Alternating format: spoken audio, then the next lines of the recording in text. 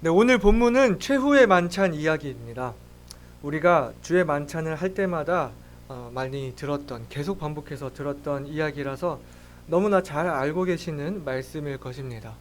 주의 만찬의 의미가 무엇인지 너무나 잘 알고 계시고 또 그 의미를 따라 주님을 기억하고 생각하실 것입니다.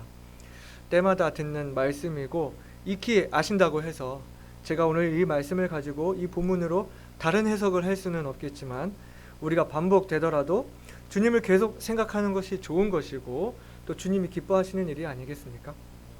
그리고 주님이 원하시는 것도 바로 이렇게 우리가 때마다 주님을 기억하기를 원하시는 것입니다. 오늘 본문에서 주님이 나를 기념하라 하신 것과 같이 이 기념이라는 그 단어의 뜻에서 그것을 알 수 있는 것입니다. 저는 이 기념이라고 번역한 우리말의 번역이 참으로 의미가 있다라고 생각이 되는데요. 영어 성경에서는 remembrance라고 되어 있는데 이것은 추모, 추도, 이런 추억 이런 의미가 있고요. 헬라어로는 아남네시스라고 되어 있는데 이 단어는 추모라는 의미라기보다는 좀 더 단순히 기억하게 하는 것이라는 의미가 있습니다. 기념이라는 우리말의 사전적 의미는 어떤 뜻깊은 일이나 훌륭한 인물 등을 오래도록 잊지 아니하고 마음에 간직한다 하는 의미입니다. 여기서 그 기념의 기라는 그 한자가 때를 뜻하는 것으로 때마다 기억한다 하는 그런 의미인 것이죠. 그래서 오래도록 잊지 아니하라는 의미가 있는 것입니다. 그런데 우리가 지금까지 이 오늘 본문 오기까지 말씀을 차례대로 강해해 오면서 오늘 본문의 문맥을 살펴보면 기념이라는 말을 써도 될지 싶은 상황입니다.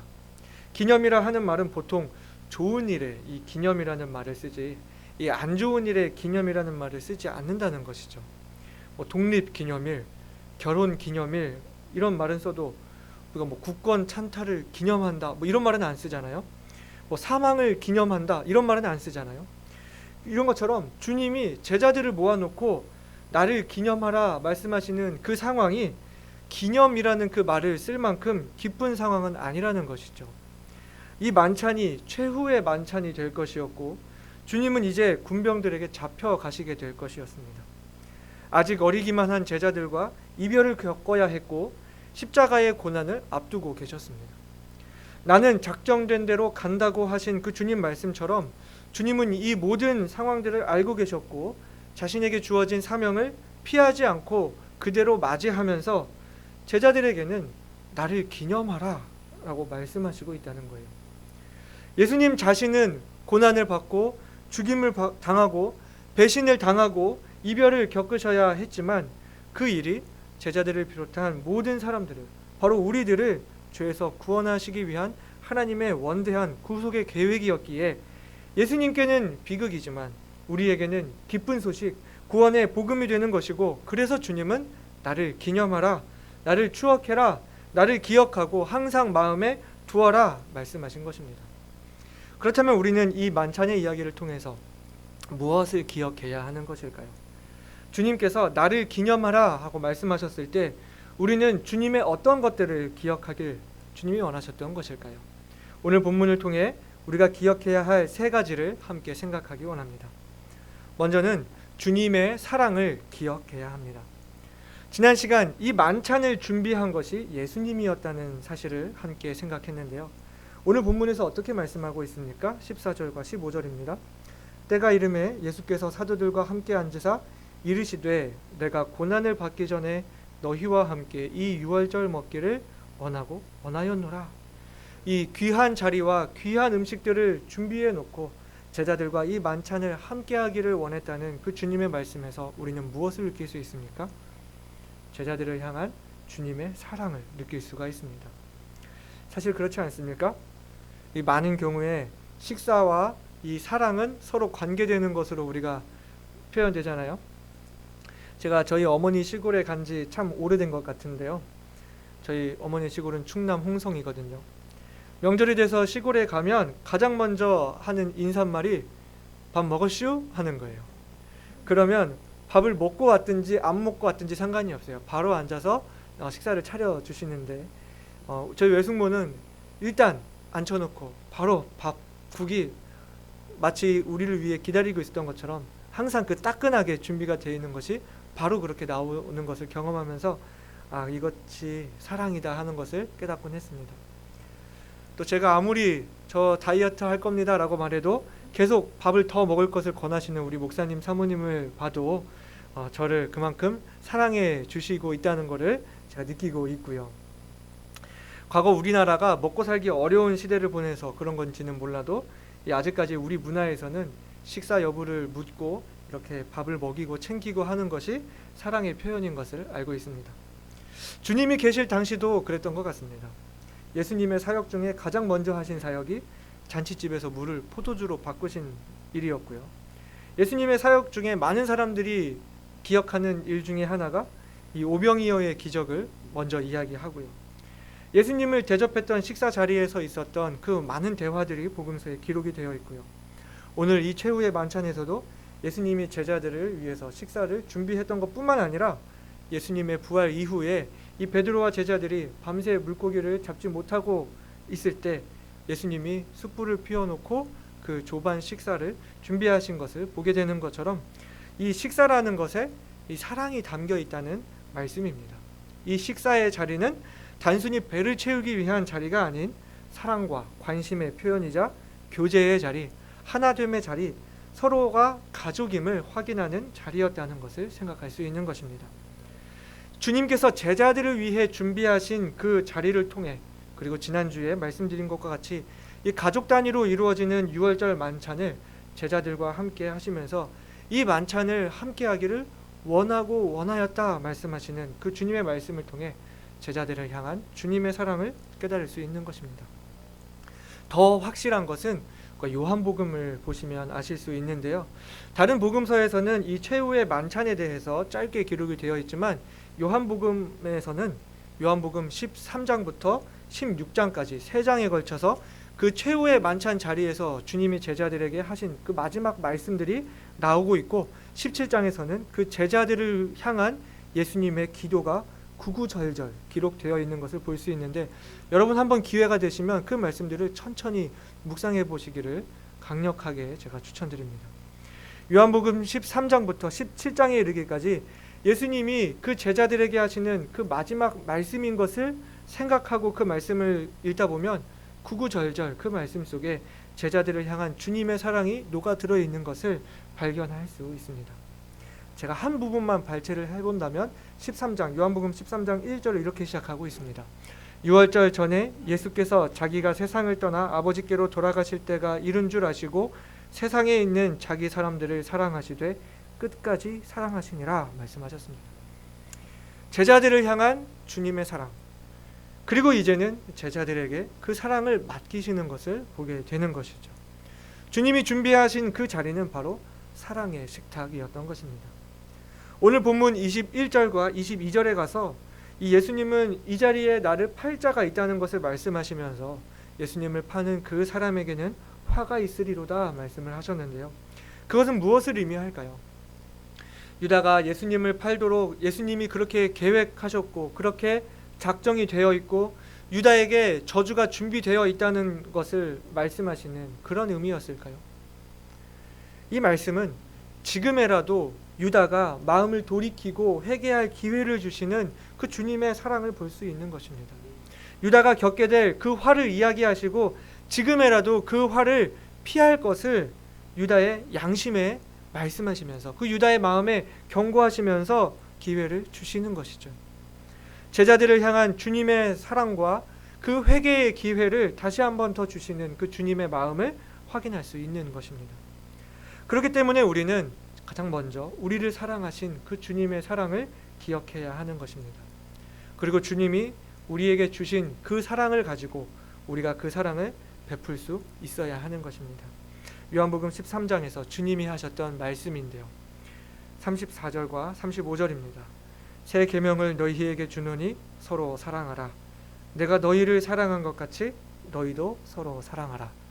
너희가 서로 사랑하면 이로써 모든 사람이 너희가 내 제자인 줄 알리라. 아멘. 주님이 원하시는 것은 무엇이었습니까? 우리가 주님이 우리를 어떻게 사랑하셨는지 우리가 먼저 깊이 알기를 원하셨고, 그리고는 그 사랑의 깊이로 우리가 서로 사랑하기를 원하셨던 것입니다. 여러분, 우리 한번 잠시 생각해 볼까요? 주님이 우리를 어떻게 사랑하셨는지, 지금 이 순간에도 나에게 어떤 사랑을 주고 계시는지 말이에요. 우리를 사랑하신 그 주님의 사랑을 기억하십시다. 자기 사람들을 사랑하시되 끝까지 사랑하셨다는 그 사실을 기억하십시다. 잊지 말고 때마다 마음에 품으며 간직하십시다. 그리고 주님 모습처럼 우리도 서로 사랑합시다. 우리가 잊지 말고 기억해야 할 것, 그 두 번째는 바로 주님의 희생입니다. 오늘 본문 19절과 20절인데요. 또 떡을 가져 살해하시고 떼어 저희에게 주시며 가라사대 이것은 너희를 위하여 주는 내 몸이라 너희가 이를 행하여 나를 기념하라 하시고 저녁 먹은 후에 잔도 이와 같이 하여 가라사대 이 잔은 내 피로 세우는 새 언약이니 곧 너희를 위하여 붓는 것이라 말씀하셨습니다. 지난 시간 유월절 양에 대한 설명을 드렸었습니다. 그 유월절 당일에 그 양을 잡는 것이 아니라 집안에서 4일 동안을 기르다가 잡음으로써 그냥 그날 잡혀버리고 마는 양이 아니라 나에게 어떤 의미가 있는 양이라는 것을 생각하게 한다고 했습니다. 그 희생을 기억하게 하는 것이라고 제가 말씀을 드렸었습니다. 원래 이 유월절 만찬의 의미는 어린 양의 희생으로 인한 이스라엘의 구원을 기념하는 자리였지만 주님께서 직접 준비하시고 주님께서 베푸시고 주님이 새로이 제정하신 그 만찬의 자리는 유월절 어린 양 대신 예수님의 희생으로 인한 우리의 구원을 축하하며 기념하는 자리로 바뀌게 된 것입니다. 아담의 범죄로 인해 사람에게 사망이 이르렀습니다. 죄의 결과가 죽음이라는 거예요. 로마서에서는 죄의 삭은 사망이라고 말씀하고 있습니다. 이 죄 문제를 해결하기 위해서 제물을 잡았습니다. 양에게 죄를 전가시키고 그 양이 피를 흘림으로 하나님이 넘어가신 것입니다. 이것이 이스라엘과 하나님의 약속이었습니다. 그래서 매년 이스라엘은 양과 염소와 같은 희생 제물을 잡아야 했고 그 제사를 계속해서 하나님께 드려야 했습니다. 그러나 예수님이 흘리신 피로 인해 이제는 염소와 송아지의 피가 아닌 자기의 피로 영원한 속죄를 이루시고 그 영원한 속죄의 언약을 세우신 것입니다. 우리 히브리서 9장을 펼치셔서 히브리서 9장 말씀 12절부터 15절까지 말씀 우리가 함께 보시겠습니다. 히브리서 9장을 펼치셔서 12절부터 15절까지 같이 보시겠습니다. 염소와 송아지의 피로 아니하고 오직 자기 피로 영원한 속죄를 이루사 단번에 성소에 들어가셨느니라. 염소와 황소의 피와 및 암송아지의 죄로 부정한 자에게 뿌려 그 육체를 정결케 하여 거룩케 하거든 하물며 영원하신 성령으로 말미암아 흠없는 자기를 하나님께 드린 그리스도의 피가 어찌 너희 양심으로 죽은 행실에서 깨끗하게 하고 살아계신 하나님을 섬기게 못하겠느뇨. 이를 인하여 그는 새 언약의 중보니 이는 첫 언약 때의 범한 죄를 속하려고 죽으사 부르심을 입은 자로 하여금 영원한 기업의 약속을 얻게 하려 하심이니라 말씀하고 있습니다. 그리고 우리가 히브리서 10장으로 가셔서요. 한 장 넘기셔서 10장 11절부터 18절까지 말씀도 같이 보시겠습니다. 히브리서 10장 11절부터 18절입니다. 제사장마다 매일 서서 섬기며 자주 같은 제사를 드리되 이 제사는 언제든지 죄를 없게 하지 못하거니와 오직 그리스도는 죄를 위하여 한 영원한 제사를 드리시고 하나님 우편에 앉으사 그 후에 자기 원수들로 자기 발등상이 되게 하실 때까지 기다리시나니 저가 한 제물로 거룩하게 된 자들을 영원히 온전케 하셨느니라. 또한 성령이 우리에게 증거하시되 주께서 가라사대 그날 후로는 저희와 세울 언약이 이것이라 하시고 내 법을 저희 마음에 두고 저희 생각에 기록하리라 하신 후에 또 저희 죄와 저희 불법을 내가 다시 기억지 아니하리라 하셨으니 이것을 사하셨은즉 다시 죄를 위하여 제사 드릴 것이 없느니라 주님 말씀하고 계십니다. 바로 우리 때문에 예수님의 몸이 찢기셔야 했습니다.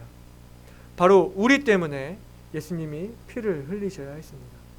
그러나 그 완벽한 희생으로 말미암아 이제는 더 이상 죄를 위한 제사를 지내지 않아도 되게 되었습니다. 내 죄를 속하시려 주님이 흘리신 보혈과 그 찢기신 몸을 기억하면서 우리는 우리의 구원의 안전을 믿음과 동시에 죄에서 멀리하는 삶을 살아야 하는 것입니다. 주님의 완벽한 희생으로 인해 영원한 속죄가 이루어졌다는 것이 다시 주님을 십자가에 매달지 않아도 되는 영원한 구원임을 확신할 수 있게 됩니다. 그러나 한편으로는 정말 우리가 주님의 희생을 잊지 않고 기억한다면, 그것이 귀한 일이라면, 정말 진중하게 주님의 희생을 생각한다면 이 사실이 우리가 마음껏 죄를 지어도 된다는 구실이 될 수 없다는 것이죠. 이렇게 죄에 노출되고 죄에 반복해서 살아도 괜찮게 하려고 주님이 죽으신 것이 아니라는 것, 마음껏 죄를 짓는 모습으로 살게 하려고 주님이 그 고난을 당하신 것이, 감수하신 것이 아니라는 것을 알 수 있습니다. 주의 만찬은 우리가 주님의 희생을 기억함으로 인해 주님의 죽으심과 희생이 무의미한 것이 되지 않도록 죄를 피하고 거룩한 삶을 살도록 인도하는 것입니다. 그리고 또 한 가지를 말씀드리면, 주의 만찬이 이렇게 주님의 희생을 기억하는 것이기 때문에 주의 만찬은 구원받은 사람만이 참여할 수 있습니다. 주님의 죽으심과 희생이 개인에게 적용되지 않는 사람, 즉 주님의 죽으심과 부활이 자기와 아무런 상관이 없는 사람은 이 만찬에 참여할 수 없는 것이죠. 내가 주님과 어떤 관계가 있는가? 주님의 희생이 나와는 무슨 관계가 있는가? 주님의 희생이 단순히 세상 사람들을 위한 희생인지 아니면 나를 위한 희생인지 하는 그 질문에 답이 있는 사람만이 참여할 수 있다는 것입니다. 생각해 보세요. 우리가 다른 사람의 결혼기념일을 제가 기념합니까? 그렇지 않잖아요. 옆에서 축하합니다 라고는 말해줄 수 있어도 그거는 내 결혼이 아니잖아요. 그 당사자가 기념하고 축하하는 것이지 않습니까? 주님은 떡을 나누시면서 너희를 위하여 주는 내 몸이라 말씀하시고, 또 잔을 나누시면서 너희를 위하여 붓는 내 피라 말씀을 하셨는데, 주님이 찢기신 몸과 흘리신 피가 나와 아무런 상관이 없는데 주님의 희생을 기념한다 하는 그 말 자체가 말이 되지 않는다는 것입니다.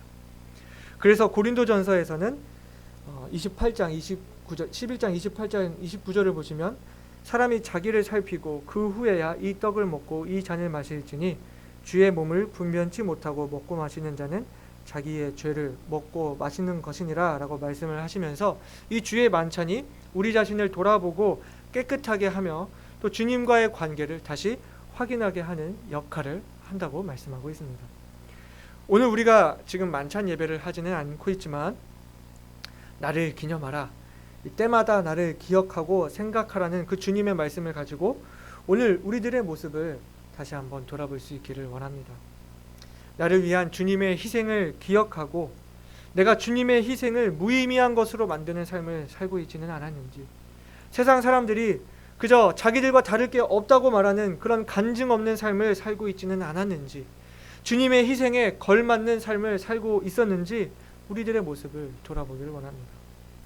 내가 주님과 어떤 관계에 있는지 돌아보고 주님과의 관계를 회복하고 자백해야 할 죄들을 자백하며 자신을 거룩하게 하기를 소원하는 저와 여러분이 되시기를 바랍니다.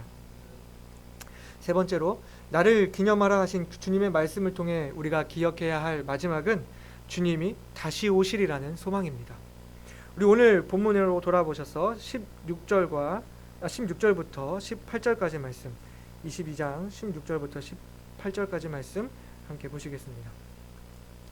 내가 너희에게 이르노니 이 유월절이 하나님의 나라에서 이루기까지 다시 먹지 아니하리라 하시고, 이에 잔을 받으사 살해하시고 가라사대 이것을 갖다가 너희끼리 나누라.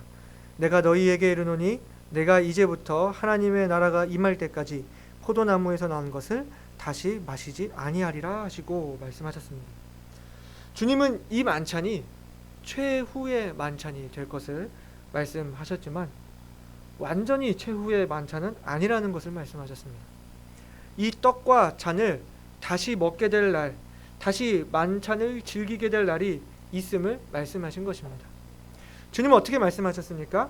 이 유월절이 하나님의 나라에서 이루기까지 다시 먹지 아니할 것이고, 하나님의 나라가 임할 때까지 포도나무에서 난 것을 먹지 아니하리라. 이 말씀은 어떤 말씀입니까? 유월절이 하나님의 나라에서 이루어질 때, 하나님의 나라가 임할 때는 이 만찬이 다시 시작될 것이다 하는 말씀인 것이죠. 유월절의 의미가 진정으로 하나님 나라에서 이루어지는 날, 하나님의 나라가 임하는 날이 있을 것이고, 그때는 우리가 다시 주님과 우리들이 만찬을 즐기게 될 것이라 말씀하시는 것인데요. 이것은 주님이 재림하실 때 있을 어린 양의 혼인 잔치로 이 주님의 신부인 교회가 들림을 받아 공중에서 주님을 만날 때 주님과 함께 즐길 잔치의 만찬을 의미하는 것입니다. 그래서 너희가 이것을 행하여 나를 기념하라 주님이 말씀하셨지만, 그때는 더 이상 기념하지만은 않아도 되는 날, 바로 눈앞에서 주님을 맞이하게 될 날, 기념이 아닌 함께하는 그 만찬이 있을 것임을 약속하신 것입니다. 그렇기 때문에 우리가 하는 이 주의 만찬은 주님이 우리를 위해 베푸신 그 사랑과 희생을 기억하며 생각하는 그 추억의 개념이 있음과 동시에 이 만찬이 곧 주님 다시 오실 때 하늘에서 있게 될 만찬이 될 것이라는 그 희망의 약속이 있는 만찬임을 기억해야 하는 것입니다. 유월절 만찬을 새롭게 주의 만찬으로 주님이 제정하신 이후에 주의 만찬은 교회에서부터 교회 역사 속에서 지금까지 계속 지켜왔던 전통의 의식임과 동시에 교회가 미래에 주님과 함께할 그 만찬의 모형이 된다는 것입니다. 그래서 주의 만찬은 교회의 의식이 됩니다. 천국 소망을 가진 구원받은 하나님의 자녀들, 주님 오실 때 들림 받게 될 신부인 교회에게 주신 의식이기 때문에 구원받고 침례에 순종하여 교회의 회원이 된 사람들이 이 만찬에 참여하게 되는 것입니다. 또한 주의 만찬에는 주님 오시는 날까지 교회가 계속 이 의식을 지킴으로 인해서 주님의 복음을 증거하는 역할을 하게 됨을 말씀하고 있는데요. 고린도전서 11장 26절에 보시게 되면 너희가 이 떡을 먹으며 이 잔을 마실 때마다 주의 죽으심을 오실 때까지 전하는 것이니라 말씀을 하셨습니다. 그래서 우리가 기억해야 할 것이 무엇입니까? 주님이 다시 오시리라는 사실입니다. 주님이 이 만찬을 제정하신 이후로 이 만찬이 계속되며 또 앞으로 주님과 그 만찬을 실제로 즐기게 될 것이라는 소망입니다. 복음이 없이 단순히 사람을 많이 모으는 집단이 아닌 주님의 사랑과 주님의 희생과 천국의 소망을 고백하고 전하며 나누는 교회가 되어 주님 오시는 날까지 계속되어야 한다는 것입니다. 그래서 초대교회 때는 매 예배 때마다 이 만찬이 있었다고 해요. 그래서 당시 주님 믿지 않는 그 로마에게 있어서 이 그리스도인이라 하는 것은 인육과 피를 먹는 이 야만인이라는 그런 오해가 있었다고 전해지고 있습니다. 그리고 이 주의 만찬에 대해서 카톨릭에서는 화채설이라고 해서 실제로 그 떡이 예수님의 살로 변하고 그 포도주가 예수님의 피로 변한다는 것을 주장했는데 그것은 말이 되지 않는 거고요. 칼빈은 영적 임재설이라고 해서 이 떡과 잔이 실제로 예수님의 살과 피로 변하는 것은 아니지만 주님이 그 자리에 영적으로 임재하신다라고 주장했고, 또 찌빙글리는 단순히 이것은 떡과 잔을 나눔으로써 예수님의 사랑과 그 희생을 기념하는 것뿐이라는 기념설을 주장했습니다. 우리는 무엇을 믿어야 될까요? 주님 말씀, 나를 기념하라 하신 주님의 말씀을 믿습니다. 종합해보면 주님은 이제 십자가의 죽음을 앞두시고 세상에 남겨질 그 제자들을 세우시면서 주님의 사랑을 기억하고 그 사랑으로 서로 섬기는 그 주님의 제자들이 될 것을 말씀하셨고, 주님의 희생을 기억하면서 세상에서 거룩함을 지키며 주님과 그 상관 있는 관계, 거룩한 하나님의 자녀가 되어야 할 것을 말씀하셨고, 또 주님의 다시 오심을 기억하면서 주님을 만날 소망을 가지고 이제는 교회에게 주신 복음 전파의 사명을 그날까지, 주님 오실 그날까지 수행할 것을 말씀하신 것입니다. 사랑하는 여러분, 오늘 우리는 나를 기념하라 라는 제목으로 주님이 우리에게 주신 그 만찬의 의미를 짚어보면서 주님이 기념하라 하신 그 의미가 무엇인지, 우리가 무엇을 기억하기를 주님이 원하시는지 함께 나누었습니다. 우리의 모든 것 되시는 주님을 깊이 생각하면서 주님의 사랑에 깊이 잠기고 그 사랑을 베풀며 주님의 희생을 기억하고 거룩함을 이루며 주님의 다시 오심을 기억하고 소망을 잃지 않는 저와 여러분이 되기를 소원합니다.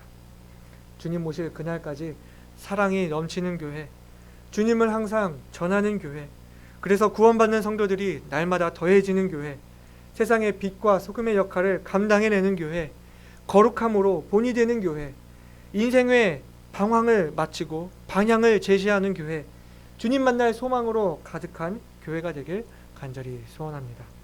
우리 다 같이 기도하시겠습니다.